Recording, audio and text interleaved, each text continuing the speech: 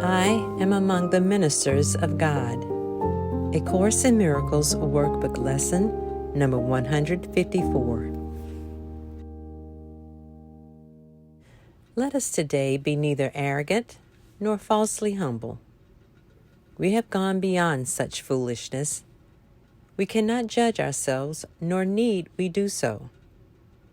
These are but attempts to hold decision off and to delay commitment to our function.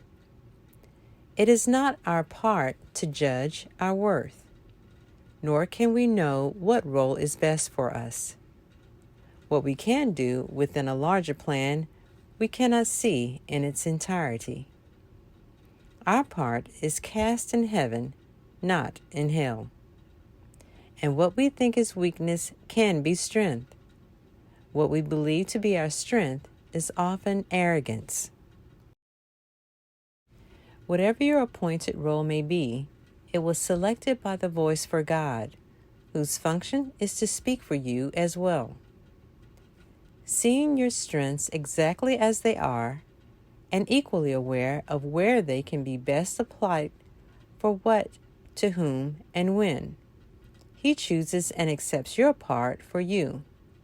He does not work without your own consent, but He is not deceived in what you are, and listens only to His voice in you. It is through His ability to hear one voice, which is His own, that you become aware at least there is one voice in you. And that one voice appoints your function and relays it to you, giving you the strength to understand it, do what it entails, and to succeed in everything you do that is related to it. God has joined His Son in this, and thus His Son becomes His messenger of unity with Him. It is this joining through the voice for God, of Father and of Son, that sets apart salvation from the world. It is this voice which speaks of laws the world does not obey, which promises salvation from all sin, with the guilt abolished in the mind that God created sinless. Now this mind becomes aware again of who created it, and of His lasting union with itself. So is its self the one reality in which its will and that of God are joined. A messenger is not the one who writes the message he delivers, nor does he question the right of him who does, nor ask why he has chosen those who will receive the message that he brings. It is enough that he accept it, give it to the ones for whom it is intended, and fulfill his role in its delivery. If he determines what the messages should be, or what their purpose is, or where they should be carried, he is failing to perform his proper part as bringer of the word. There is one major difference in the role of heaven's messengers, which sets them off from those the world appoints. The messages that they deliver are intended first for them, and it is only as they can accept them for themselves that they become able to bring them further, and to give them everywhere that they were meant to be. Like earthly messengers, they did not write the messages they bear, but they become their first receivers in the truest sense, receiving to prepare themselves to give. An earthly messenger fulfills his role by giving all his messages away. The messengers of God perform their part by their acceptance of His messages as for themselves, and show they understand the messages by giving them away.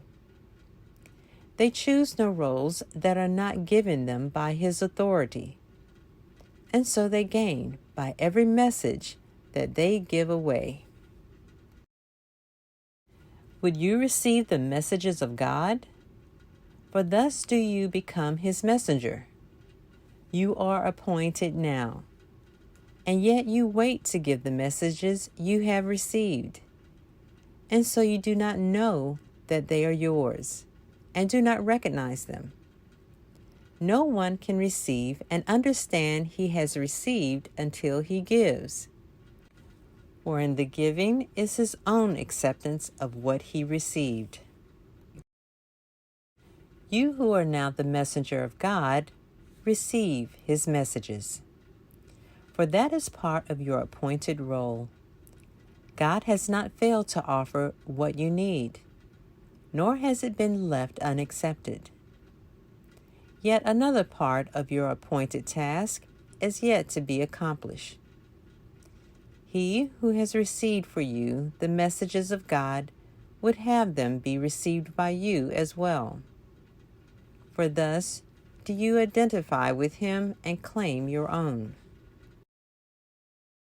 It is this joining that we undertake to recognize today. We will not seek to keep our minds apart from him who speaks for us, for it is but our voice we hear as we attend him. He alone can speak to us and for us, joining in one voice the getting and the giving of God's word, the giving and receiving of his will. We practice giving him what he would have, that we may recognize his gifts to us. He needs our voice that he may speak through us. He needs our hands to hold his messages and carry them to those whom he appoints.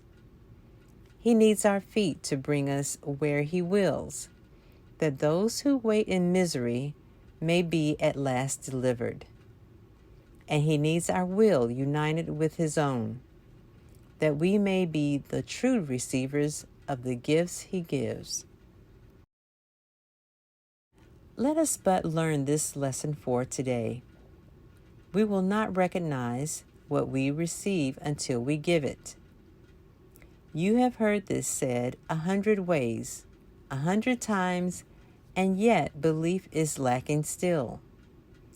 But this is sure, until belief is given it, you will receive 1,000 miracles and then receive 1,000 more, but will not know that God himself has left no gift beyond what you already have, nor has denied the tiniest of blessings to his Son. What can this mean to you until you have identified with him and with his own? Our lesson for today is stated thus: I am among the ministers of God, and I am grateful that I have the means by which to recognize that I am free. The world recedes as we light up our minds and realize these holy words are true. They are the message sent to us today from our Creator. Now we demonstrate how they have changed our minds about ourselves and what our function is. For as we prove that we accept no will we do not share, our many gifts from our Creator will spring to our sight and leap into our hands, and we will recognize what we received.